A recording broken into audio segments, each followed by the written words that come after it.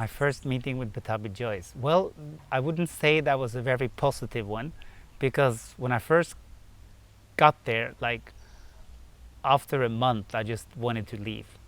But before I even got access to come into the shala, I had to wait for like 3 months before I even was allowed into practice. Because I think Pattabhi Jois saw that I had an attitude and had a lack of respect and arrogance. So he just felt like, no, you're not ready. So basically, I came to India for a whole year to study Sanskrit and to be there as a, also deepen my yoga studies, of course. And one of my dreams was to, of course, study with Pattabhi Jois. But when I came with such, lack of respect and so much kind of cockiness. So he kind of saw that. And when I came the first month, tried to register, I said, no, I'm sorry, we're full. And then some people came right after me and they were given access. I came back a second month and they're like, sorry, we're full. And then like after the third month, eventually I was allowed to come and practice. And once I started the practice, I thought I had good experience. I had learned, like second, a lot of third with some other teachers. And I thought, now I'm going to show him what I'm about. I'm going to show him how good I am. And Pattabhi just basically ignored me for about 2.5 months. And then I was getting sick and I was getting so fed up of this, and I wasn't allowed to do any second series and any more advanced stuff that I really come there and I paid my money to do. So since I didn't get what I wanted, I went up to the office one day and said, please, I want to leave. I just registered for the third month actually. I said, can you please give me my money back? He just like looked at me and said, not possible, and kind of ignored me. And I said, and being the unfortunate or fortunate argumentative nature that I was at the time, I, got into kind of clinch with him and wouldn't let him budge and said like, well, I paid my money and I'm sick, I'm not feeling good, and I need to go, it's my right, you should give me the money back. He just looked at me and said, not possible. So after a bit, forth and back, he said, okay, you go away for a few months, then you come back. So he allowed me to go away. I went a bit of traveling in India. Then I come back after a few months and I had like 3 weeks, and I thought, okay, I might as well just stick it out and then I get the hell out of Mysore and do something different, or do my own practice or find a better teacher or whatever, somebody who can really see me for what I need.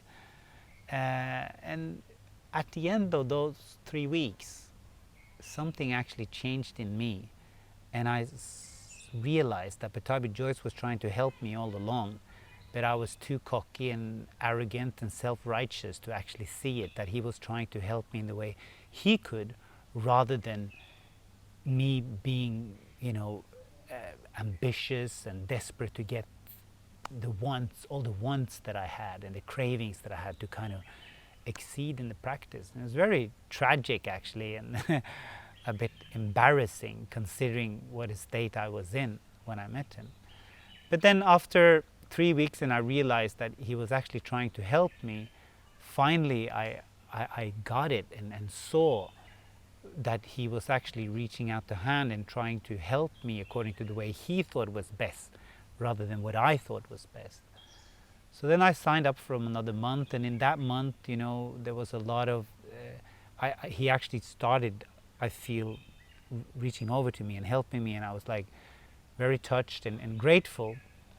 And after that period of that 4th month, and the shala closed for a month because he had some rituals and some ceremonies and stuff he needed to do. And then when I came back again, then I remember I was going to be in India for another 4 months, and I only had enough money to stay for 1 month and practice at the shala. I came up to Guruji with a lot of gratitude, and I said, I just wanted to thank you, like I'm here, this is my last one, I wanted to register and practice again as much as I can. He said like, how long you staying, you?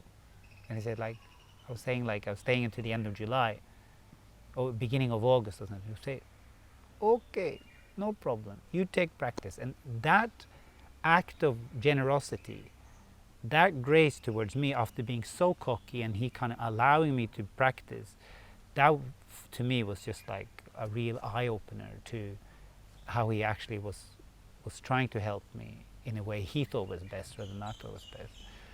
And then afterwards, when I came back 6 months later with my sister, when our brother had died in a tragic circumstances, and I hardly had any money, but I came, and I only had money to practice for 1 month, and he let me practice for 2 months.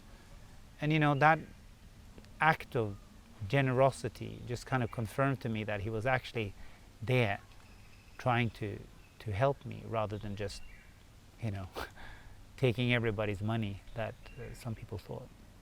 So, and after that, of course, this was my first year in Mysore. This was in '98, and I had the privilege of knowing him up till 2009 when he died, and I guess the best experiences which I had with Pattabhi Jois was, of course, a private conversation with him in his office, talking about various aspects of yoga philosophy, and being guided in the practice. But then also after he had a bit of a, I don't know what it's called in English, he had a blodpropp, it's called in Norwegian. It's like a clogging in his leg. So, and he had, he went to the hospital, and he was in the ICU for a long time. And when he was at the hospital, I went to visit him, and once I brought the Bhagavad Gita, and I said, Guruji, shall I read to you? Oh.